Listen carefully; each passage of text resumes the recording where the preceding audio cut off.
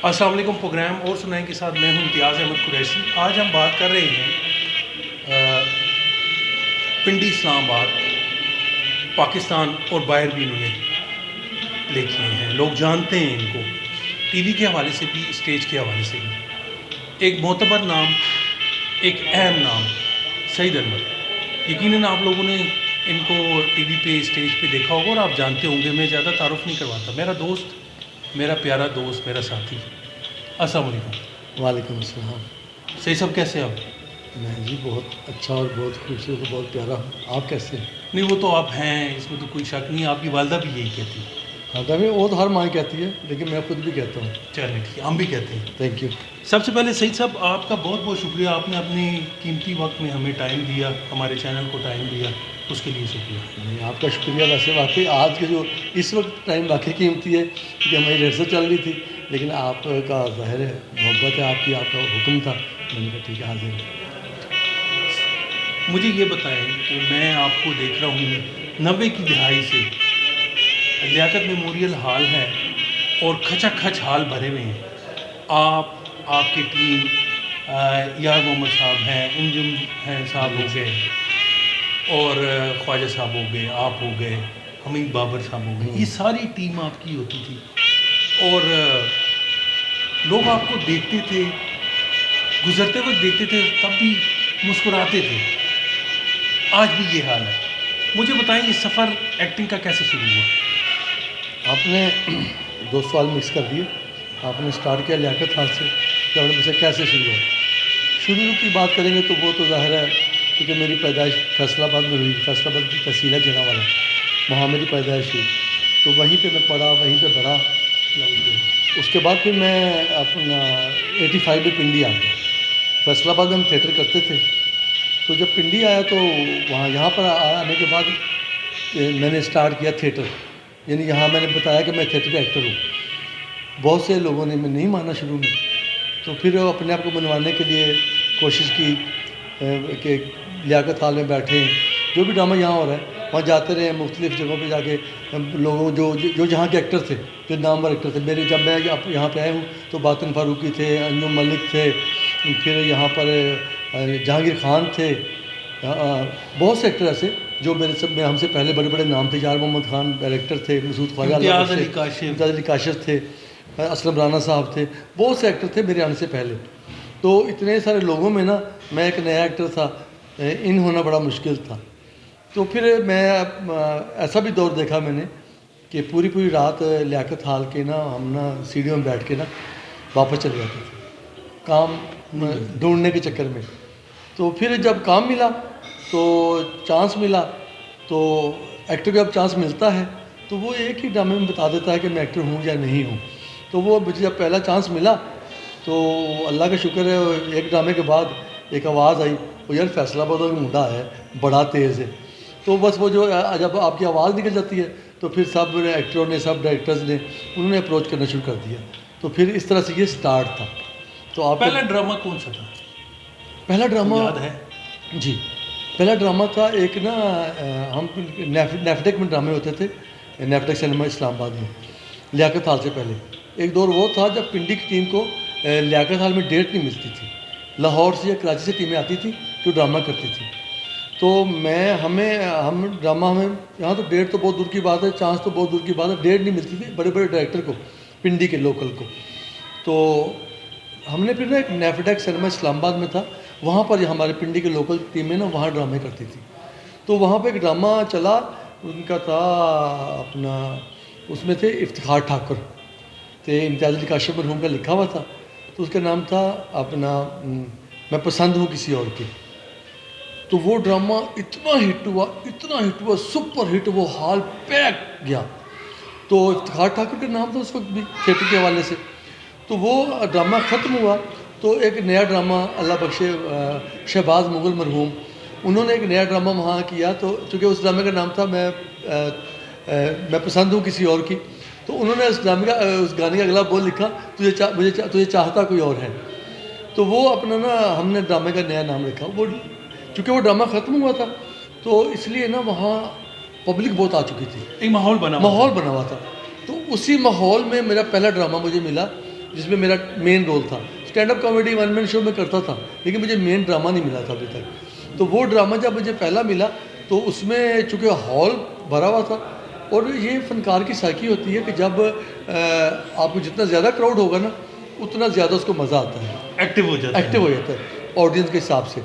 तो वो क्राउड जब मुझे भरा हुआ मिला, तो मैंने पहला ड्रामा ही तो जो था ना, उसमें उसका नाम था अपना, ये बताया मैंने आपको, तू पसंद है किसी और की, पहला था तुझे चाहता कोई और है, हमारे ड्रामे का नाम था। तो उसमें वो मेरा पहला ड्रामा था। उस ड्रामे में बस वो एक आवाज़ निकल गई हो यार। कोई खास डायलॉग उसका हो जो ज़्यादा पसंद किया हो, या कोई एक्चुअली उस वक्त पता क्या था, मेरा चूँकि पहला प्ले था, मैंने ज़्यादा फोकस किया था स्क्रिप्ट पे। स्क्रिप्ट से मुराद उस वक्त एक सिचुएशन होती थी, एक स्क्रिप्ट था, उसमें एक कॉमेडियन होता था, बाकी सारी टीम चलती थी ऐसे। तो वो एक दौर था ड्रामे का। तो वो किसी एक डायलॉग की ज़रूरत नहीं थी। अलबत्ता हाँ, एक बात थी कि उस ड्रामे में मैं नौकर का रोल था और मेरा नाम था आरिफ, और वो मैंने ड्रामा कर दिया। फिर बहुत अर्सा गुजर गया। फिर उसके बाद लियाकत हाल में मैंने बहुत थिएटर किया, आपको याद ही होगा।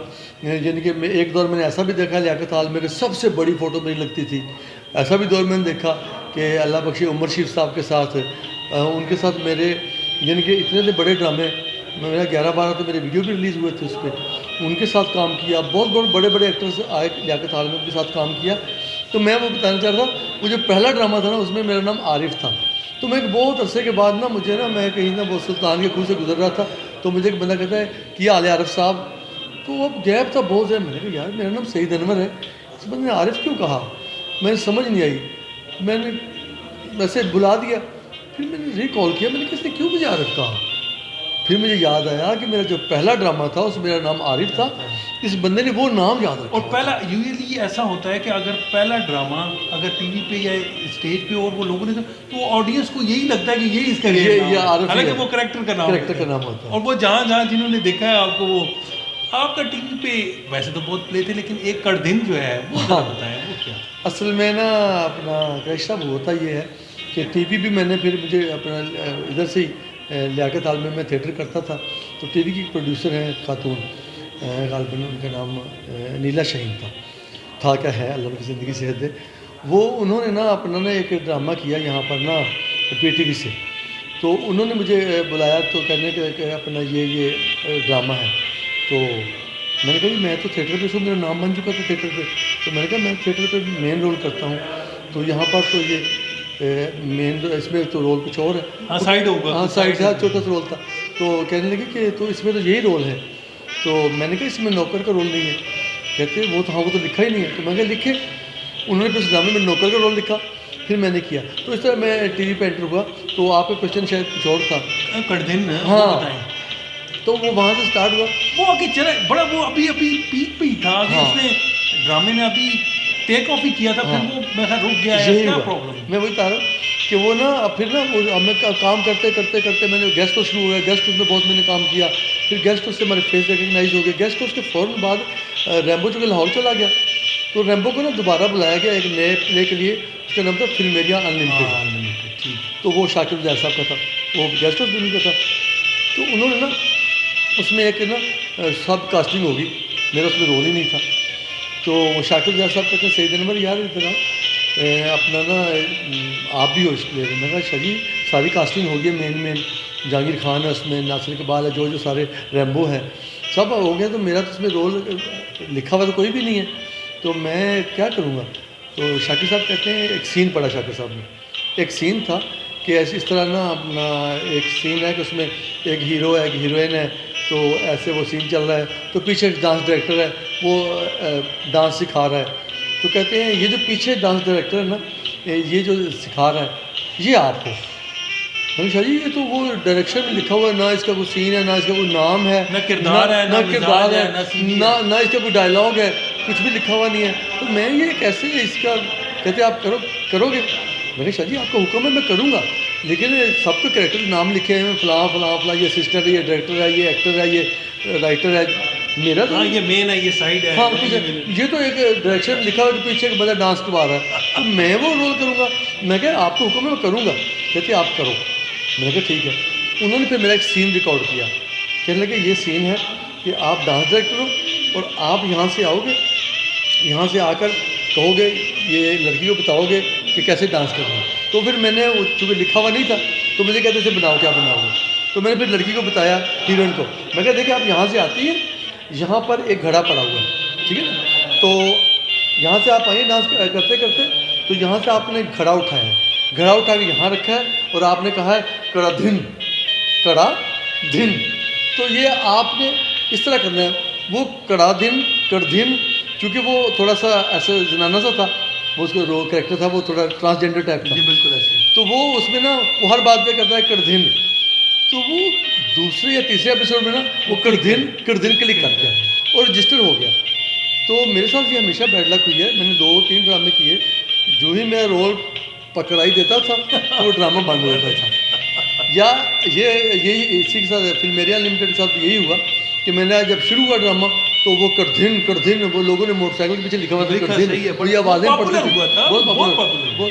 तो वो मेरा करधिन जो हिट हुआ होने लगा, यानी अभी ऐसे बस वो जब रजिस्टर्ड हुआ ना 3-4 एपिसोड वो उसके बाद नहीं आई है। 7वें एपिसोड के बाद बंद हो गया ड्रामा, ठीक है ना। तो ये मेरे साथ 2 दिन बैड लक हुई है। उसके बाद एक हुआ था शाकिर उजैर साहब का था, उसका नाम था एन इश्क।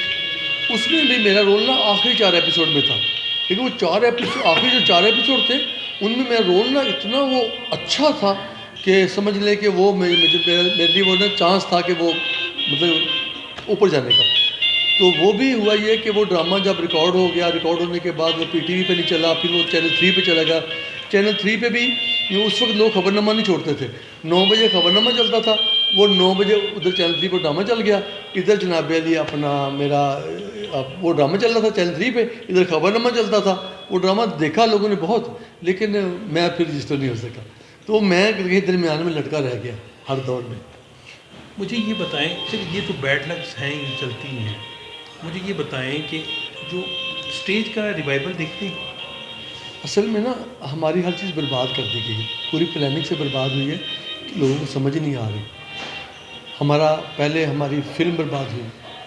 सबसे पहले तो आप चूँकि माशाल्लाह लिखा रही हैं, बहुत अच्छे शायर हैं आप।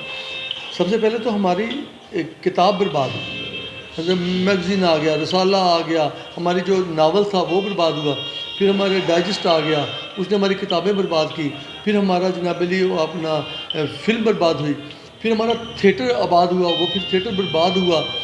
ये कुछ लोग करने वाले, ये ऐसे नहीं हुआ। इसमें जो इन्वेस्टर है ना, या तो वो इन्वेस्टमेंट ऐसी कर रहा है कि उसको पैसा चाहिए, बस उससे नहीं चाहिए काम, उससे नहीं चाहिए तहजीब कल्चर, उसको इससे ताल्लुक़ ही नहीं है उसको चाहिए रातों रात मुझे पैसा आए कहीं से। उसने हमारा थिएटर बर्बाद किया। वो फिल्म इतनी अच्छी हमारी चल रही थी, एकदम से पंजाबी फिल्म अच्छा दौर था पंजाबी फिल्म का, लेकिन एक ही डगर पे चल पड़े। फिर उन्होंने जनाब जिसके पास पैसे हैं वो अपने नाम पे फिल्म बना रहे, वो फिल्म भी बर्बाद हुई हमारी। फिर हमारा थिएटर आबाद हुआ, बाकायदा हमारा थिएटर चल पड़ा। अमानुल्लाह साहब थे मरहूम, अल्लाह उनको बरीक़ रहमत करे, सुहेल अहमद साहब हैं, वो आबद खान मरहूम थे, फिर हमारे जनाब अपना मस्ताना साहब मरहूम थे, बबू बराल थे। इन लोगों ने थिएटर का एक नया ट्रेंड दे दिया ना, कॉमेडी, और फैमिली आके साफ़ सुथरी कॉमेडी देखती थी। फिर इसको भी जब आया ना इन्वेस्टर पैसे वाला, उसने कहा कि जनाब मुझे पैसा चाहिए, मुझे नहीं ये बड़ी बड़ी पेमेंटें करनी बड़े बड़े एक्टरों को। उसने जनाब स्टेज पर जनाब अली डांस ले आया। जब डांस से लोगों का दिल भर गया, फिर उसने जनाब अली गंदे जुमले ले आए। जब गंदे जुमले से दिल भर गया, वो नंगे जुमले ले आए, गंदे डांस, नंगे डांस, आखिर यानी कि अंत कर दे। फिर आस्ता आस्ता ऑडियंस हॉल से भाग गई, फिर फैमिलीज, फिर वो तमाशबीन आ गया हॉल में, थिएटर के ऊपर भी तमाशबीन, नीचे भी तमाशबीन। हमने उसको छोड़ दिया था थिएटर। फिर उसके बाद हाँ, रिवाइवल की आप बात कर रहे हो, हाँ हर चीज़ मुमकिन है, लेकिन उसके लिए पब्लिक को यकीन दिलाना पड़ेगा। कोई ऐसे बंदे चाहिए जो अपना यकीन करें हम पर कि हम साफ सुथरा ड्रामा करेंगे। देखने वालों को भी यकीन दिलाना है और करने वालों को भी यकीन होना चाहिए कि हमारे पीछे जो प्रोड्यूसर है उसको इससे पैसा इकट्ठा नहीं करना, उसने ड्रामे का रिवाइवल करना है। मतलब पैसा भी कमाए, लेकिन साथ साथ वो जो है हमारी अखलाकी अक़दार का भी ख्याल रखे, कल्चर का भी ख्याल रखे, तभी ये सिलसिला चल सकता है। अभी ये जो यूट्यूब आई है, सोशल मीडिया की वजह से क्या समझते हैं आप कि इससे फ़नकारों की सूरत हाल जो है वो माशी सूरत हाल और काम बेहतर हुआ है या मज़ीद जो है गिरावट का शिकार है? तो सर मैं तो एक ना नतीजे पे पहुंचा हूँ कि हर अमल का एक रद्द अमल होता है। जितनी स्पीड से आप गेंद मारोगे ना दीवार में, उतनी स्पीड से वापस आएगी। इसी तरह जो एक्टर हैं, जो डायरेक्टर हैं, जो राइटर हैं, वो जिस स्पीड से स्लोली ऊपर जाएंगे ना, तो वो उनको वापस आने में टाइम लगेगा। तो जो टिकटॉकर हैं या सोशल मीडिया ज़ूम के ऊपर गया ना, रातों फिर अगली वो इसलिए ना इनकी कोई वो अपना लाइफ नहीं है। मतलब कि ना ये आज कोई टिकटॉकर स्टार है, कल कोई है, परसों कोई है, चेंज होते रहते हैं। तो जो अब बनता है ना प्रोसेस से गुजर के, वो टाइम लेता है, उसको टाइम होता है। तो इसलिए पैसे तो आ जाते हैं। अब आपने कहा कि इससे बेहतर हुआ जो भी काम, देखो हमारा दीन भी कहता है कि जो हम मेहनत से कमाते हैं, जो काम आपको पैसा इजी आ जाता है ना, उसमें गोइंग भी होता है। हाँ, ठीक है। वो इसलिए क्यों सूद से मना किया गया इन चीज़ों से, कि आपको पैसा तो बहुत आ जाएगा लेकिन आप मेहनत नहीं करेंगे। जो पैसा मेहनत करके कमाया जाएगा वो स्टे भी करेगा, वो आपकी ज़िंदगी में बरकत भी देगा, वो आपके काम में बरकत भी देगा। लेकिन जो आप पैसा कमाएंगे ना, पे हुनर भी नहीं है ना। आपने सिर्फ एक किसी डांस के ऊपर गाने पे डांस कर दिया, मुख्तलिफ टेढ़ी पेढ़ी शक्लें बना ली, हाँ, मतलब फ़न तो ना, वो तो फ़न नहीं है ना। मैं यही कहा ना, एक बंदा जो है वो एक रियाजत कर रहा है, सुबह शाम स्क्रिप्ट याद कर रहा है, जुमले याद कर रहा है, परफॉर्म कर रहा है, लेग वर्क सीख रहा है, एक्टिंग शॉट सीख रहा है, बड़े बड़े सीनियर राइटर्स के साथ टाइम लगा रहा है, तो उसका तो नेमन बदल नहीं है। मुझे ये बताएं, आप बेसिकली एक्टर हैं या कॉमेडियन हैं? बड़ा अच्छा क्वेश्चन किया आपने। बल्कि हमसे तो इससे भी अगला एक क्वेश्चन होता है, हाँ आप एक्टर हैं, हाँ जी, करते क्या क्या है ना। ये बड़ा मशहूर सवाल है। असल में जो एक्टर होता है ना, वो एक्टर होता है, फिर इसकी आगे शाखें हैं, कॉमेडी, संजीदा एक्टिंग, ठीक है, नाबेली, या हीरो, या करेक्टर एक्टर, ये इसकी शाखें हैं आगे। तो बेसिकली तो एक्टर ही हैं। तो अभी बल्कि आप थोड़ी देर पहले आपने देखा कि मैं अभी जो जुमले बोल रहा था वो एक कॉमेडी के जुमले नहीं थे। सही है। जैसे मैं अभी आपके सामने कह रहा था, सब मैं महामंत्री हूँ महाराज, रियाया का सुकून और उनकी हिफाजत हमारी जिम्मेदारी है।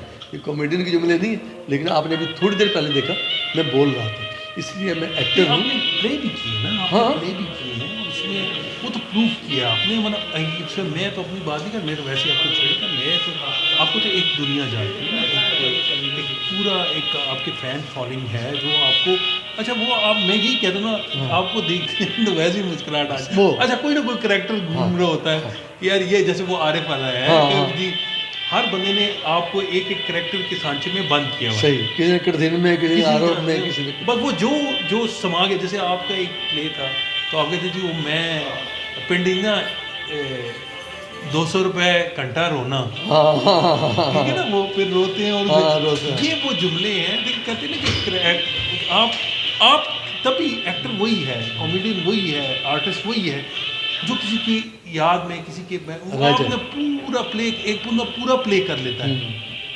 याद ही गुजर गए, लोगों को नहीं याद रहता। लेकिन एक बंदा 2 जुमले बोलता है ना, बस वो क्लिक कर। लेकिन आप माशाल्लाह आपकी याददाश्त बहुत अच्छी है, आपने अभी तक याद रखा है। मुझे भी याद आ गया, मैं 200 रुपये घंटा रोना। हाँ, मुझे बड़े बड़े दूर लोग रोने के लिए बुलाते हैं, है ना, वही था। हाँ, बिल्कुल एग्जैक्ट, बिल्कुल ऐसे ही है। तो वो असल में होता यही है कि अच्छा आपने पूछा क्वेश्चन भी, आप छेड़ा ही आपने, लेकिन चूँकि छेड़ा है आपने तो मैं छिड़ गया हूँ। तो छेड़ने के बाद जुमला ये बनता है कि जो है ना एक्टिंग, ये मैंने बताया ये शाखें सारी, इनमें सबसे मुश्किल जो है ना वो है स्टैंड अप कॉमेडी। एक्टिंग में ये भी एक्टिंग का हिस्सा है, लेकिन जो सबसे मुश्किल है वो है stand up comedy, one man show. एक ही बंदा उसने क्राउड के सामने खड़े होकर वही बाबा है, वही लड़का है, वही थानेदार है, वही चौकीदार है, वही मल्टीपल कैरेक्टर करने और ना कोई प्रॉप्स हैं, प्रॉप्स कुछ भी नहीं, वही बंदे साबित करना है, वही एयर होस्टेस बना हुआ है, वही माली बना हुआ है, वो जो ये है stand up comedy one man show. Material कम है ना, मतलब कैरेक्टर कम है, मतलब एक ही बंदा वही पूरी टीम है, तो वो अकेला वो वन मैन शो से कहते हैं। तो अल्हम्दुलिल्लाह मैं वन मैन शो भी करता हूँ, स्टैंड अप कॉमेडी भी करता हूँ, एक्टिंग भी करता हूँ, और अल्लाह का लाख लाख शुक्र है कि मेरे पास PTV अवार्ड है। तो मैं वही बताऊँ, एक्टर हूँ, बाकी शाखें सारी कोई शक नहीं है कि आपके फ़ैन हैं और आपके फ़न को PTV ने भी सराहा, और वैसे भी और सबसे बड़ा अवार्ड तो आपकी जो है ना ऑडियंस होती हाँ। है, जो कि जीते जागते रोज़ आपको मिल रहे हैं, ऐसे। आपको प्रेस करें, कोई आरिफ कह रहे हैं, अब कितने नाम हैं, कितने हाँ। करेक्टर हैं, कितनी मोहब्बतें हैं जो कि आप समेट बहुत बहुत मुझे ये बताएं कि स्टेज का अच्छा जो प्ले राइटर है, जैसे एम असलम भट्टी साहब है या एम जेब साहब हैं, कौन है आपकी नज़र में जिन्होंने बहुत अच्छा काम किया स्टेज के हवाले से 90 की दहाई से लेके आगे तक? थिएटर जो अच्छा लिखा, मुझे लिखा अगर अच्छा किसी ने अच्छा जो कमाल थिएटर लिखा है ना, वो लिखा है असलम मुगल साहब ने, पिंडी की बात करें तो, ठीक है ना। और अगर उनसे ऊपर चले जाएं तो फारूक कैसर साहब ने बहुत अच्छा थिएटर लिखा है। हमने उनका ड्रामा किया, क्योंकि हम उनकी टीम के साथ थे। मुख्तलिफ हाँ जी, वो उनका टीम उनका तो कोई जवाब ही नहीं उन्होंने थिएटर भी बहुत अच्छा लिखा है। उनका हमने किया था 4 PPNCA में, वो तो खैर माशा लेजेंड में आ जाते हैं। तो अच्छा लिखा थिएटर। अब यार मोहम्मद खान ने बहुत अच्छा लिखा, भट्टी साहब ने बहुत अच्छा लिखा, मतलब भट्टी साहब उन्होंने बहुत अच्छा लिखा। लेकिन जो थिएटर को जो समझ के लिखा ना, वो असलम मुगल साहब ने, वो कॉमेडी को समझते हैं, सिचुएशन को समझते हैं। उन्होंने संजीदा थिएटर भी लिखा और उन्होंने अपना कॉमेडी थिएटर भी लिखा, अच्छे लगते हैं। इसमें कोई शक नहीं, असलम मुगल साहब, क्योंकि वो असलम भट्टी है, ये असलम मुगल साहब है, ये थिएटर असलमों के दरमियान में रहा। ठीक है। अब आजकल क्या हो रहा है? आजकल मज़े आपको पता ही है, हाँ। किसको नहीं पता क्या हो रहा है। असल में ना बेसिकली जब अच्छा, मैं आपकी बात करता, मैं ये सवाल ले लें तो साथ मुकम्मल हाँ, उसका ठीक जवाब। मुझे ये बताएं कि पिंडी इस्लामाबाद के थिएटर आर्टिस्टों को यहाँ की जो रिवायत थी, क्या इनकी फलाह बहबूद के लिए, इनकी रोज़गार के लिए, इनके लिए कोई काम हुआ? क्यों नहीं हुआ? क्या वजूहत? सर मुझे ये बताएं, कभी कभी ना मुझे ये क्वेश्चन मुझे चुभता भी है, और इसलिए कि मुझे ये बताएं, मुझे एक बंदा कहता यार पाकिस्तान, आपको पिंडी इस्लामाबाद बात की ना, मुझे कहता तो यार पाकिस्तान च ना एक्टरों की कोई कदर नहीं। मुझे बताएं पाकिस्तान में किसकी कदर है? किसी चीज़ की, किसी की भी नहीं। किसी की है कदर? तो ये चूँकि एक्टर थोड़े नोन होते हैं, उन लोग जानते हैं, जब उनकी कदर नहीं होती तो लोगों को तकलीफ भी होती है और वो चीज़ प्रोमिनेंट भी हो जाती है। बाकी यहाँ ना रेडी वाली कदर है, ना किसी, हमने अपने वक्त के वज़ीर-ए-आज़म को सूली पे चढ़ा दिया, ठीक है ना। हमने जनाब रोड पे गोली मार दी, किसकी कदर है यहाँ पर? हम तो आर्टिस्ट हैं, हम तो मोहब्बतें बांटने वाले हैं, हम तो ना ब्लैकमेलर हैं, ना कुछ कर सकते हैं। हम तो, हमारी कदर क्यों होगी? इसलिए कि हमें गिला किसी से इसलिए नहीं है कि यहाँ किसी की भी कदर नहीं है। ये अच्छी बात है। बहुत बुरी बात है, अच्छी बात तो बिल्कुल नहीं है। देखिए, वो कौमें जो अपने आर्टिस्टों का, राइटर्स का, अपने फनकारों की कदर नहीं करते, तो उनका अंजाम क्या हो? मैंने अर्ज़ किया ना कि आप स्पेसिफिक करेंगे ना राइटर, एक्टर तो या डायरेक्टर, तो ये स्पेसिफिक हो जाएगा। मैं कहता हूँ यहाँ किसी की भी नहीं सर, यहाँ तो सबकी होनी चाहिए। कौन की कदर नहीं करते, वो तो फिर वैसे भी नहीं है ना। तो ये वही ना, अब देखें जिस तरह बहुत से लोग बहुत से काम करते हैं, इस तरह ये भी हमारा भी एक काम है, जो हम कर रहे हैं ये हमारा काम है। अगर एक बंदा कुर्सी बना रहा है, उसका वो काम है, फन है, फन है, उसका आर्ट है, ठीक है ना। वो ये टैलेंट है और वो टेक्निकल काम है, फ़र्क इतना है। वो भी मेहनत मांगता है, ये भी मेहनत मांगता है। आपके इस जवाब से मैं ये तासर ले रहा हूँ कि आप कहते हैं कि जो ठीक है वो बस जैसे भी है ठीक है। नहीं, ठीक नहीं है, हाँ, गलत है। कि क्या इधर जैसे एक ज़माना था, यानी वो दौर अब पता नहीं कहाँ मैं मिस करता, जैसे हम नेप डैक की बात करते हैं। अच्छा, उसमें चलें, एक सोशल मीडिया भी आ गया, लोगों के पास वसाइल आ गए कि वो घर बैठे जो है टीवी भी, चैनल्स की भी भरमार होगी। एक ये भी वजह है कि थिएटर को उस तरह से वो पनप नहीं सका, या वो चीज़ लोगों की प्रायोरिटी पे नहीं रहा। मतलब नहीं है स्टेज के, अगर टिकट नहीं मिल रहे, अगर टिकट महंगे हैं या रसाई, तो कहते यार घर में बैठ के देख लो, पूरी दुनिया में कौन सा थिएटर देखना है। हमने इसको वक्त के साथ साथ, क्या रियासत ने इसको कुछ थोड़ा सा केटर किया, इस हवाले से कोई अपना किरदार अदा किया? तो सब इसके जवाब में मैं एक और जवाब दूँ। इस सवाल के अंदर एक सवाल है कि कोई भी चीज़ जो होती है ना, वो अपनी जगह पे अच्छी लगती है। ये हमेशा याद रखिएगा। ये पेंटिंग है हमारा, ये पेंटिंग किसी दीवार पे बनती थी, इसको यहीं पे होना चाहिए था। इस सोफ़ा बैठने के लिए ना, हम बैठे तो अच्छे लगे, ठीक है ना। इस पर हम लेटेंगे ना, लेट तो जाएंगे, बुरा लगेगा। सही है, ठीक है, पेंटिंग को नीचे लिटा देंगे तो बुरा लगेगा। हर चीज़ की एक जगह है, फिल्म जो है वो सिनेमा की स्क्रीन है, वो आप सिनेमा में जाके देखेंगे तो आपको मज़ा आएगा। ठीक है सर। थिएटर जो है वो थिएटर हॉल में जाके बैठ के आप थिएटर देखेंगे तो मज़ा आएगा।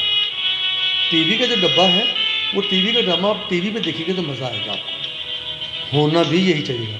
हमारे पड़ोसी मुल्क में अभी भी ऐसे ही हो रहा है। जिन लोगों के पास मकसद के बात करने का हो सकता है वो खाना ना खाते हो, खाते एक वक्त का खाना नहीं खाते, लेकिन वो अपना फिल्म देखने वो शो मिस नहीं करते। ठीक है, देखते जाके देखते हैं। हमारे क्या हुआ, ड्रामा बर्बाद क्यों हुआ हमारा, कि हमारा ड्रामा वीडियो पे रिकॉर्ड हो गया, वो वीडियो पे आ गया ड्रामा। हमने वो जो ड्रामा हमने जो हॉल में बैठ के देखना था वो ड्रामा हमने हाथ में देख लिया, सारी बातें देख ली, जहाँ खत्म हो गया, चाम खत्म हो गया सर, वो असल जगह खत्म हो गई। अब ये तो देख लिया ना यहाँ पर, यहाँ क्या मज़ा आया। ठीक है सर। अब जो फिल्म थी वो हमने टीवी पे आ गई, तो फिर टीवी फिल्म लगी है, टीवी पे देख लो, वो बर्बाद हो गई। हॉल में देखने का लुत्फ ही कोई और है ना सर, प्रॉपर हर चीज़ प्रॉपर जगह होती है। जब आप अपनी जगह से हट जाएंगे तो हाथ में आपको सब कुछ आ जाएगा, ये आप देख तो लेंगे इस पर, ये ऐसे ही है सर। सेब खाएंगे तो उसका दांत भी मजबूत होंगे, सेब का फायदा आपके मैदे में जाएगा। ठीक है ना, सेब खाएंगे तो आपकी ये पूरा ये आपका हिलेगा, आपको मजा आएगा। आप तो जूस निकाल के पी लेंगे, जूस तो आपने पी लिया, बहुत सी चीज़ें दरमियान में बर्बाद करके, ये हुआ हमारे साथ। हमारी सॉरी, मैं आपका असल क्वेश्चन मुझे तो नहीं ठीक है, मैं वो भी साथ ऐड कर लें। मुझे ये बताएं, हमने अपनी थिएटर की ऑडियंस को क्या डेवलप किया, क्या वो एडवांस हुई? वही बता रहा हूँ ना, हमने हमारा वो जो ठेकेदार था ना, जिसको पैसा चाहिए था, उसको नहीं परवाह कि ऑडियंस क्या चाहती है। ऑडियंस सर चले वो छोड़ दें, जो प्राइवेट है वो तो प्राइवेट ही करेगा ना, उसको क्या। लेकिन हमारा रियासती इदारे ने कोई इसको कुछ हेल्प की, कोई इसका कोई नेशनल मार्क? जवाब फिर वही है सर, रियासत ने किसके लिए किया। हुआ ये है कि फ़ारूक साहब अंकल सरगम जो थे हमारे उस्तादों में, हम उनके पास बैठते थे, उनके हर दूसरे कार्टून में, उनके हर दूसरे अपना स्किट में सरकारी इदारा, सरकारी मुलाजिम होता था। हम कहते थे यार ये क्या करते हैं, लेकिन पता चला कि जितने सरकारी इदारे हैं उनमें लोग सिर्फ नौकरियां करने जाते हैं, उनमें लोग उसके लिए जा ही नहीं। मिसाल के तौर पे पीटीवी है, पीटीवी में पहले एक डायरेक्टर होता था, प्रोड्यूसर होता था, या कोई भी सरकारी, तो वहाँ पर वो जो फील्ड के लोग, यानी कि जो डायरेक्टर वो फिल्म से आते थे, वो एक बंदे को शौक़ होता था कि यार मैं ना पीटीवी का प्रोड्यूसर बनूं।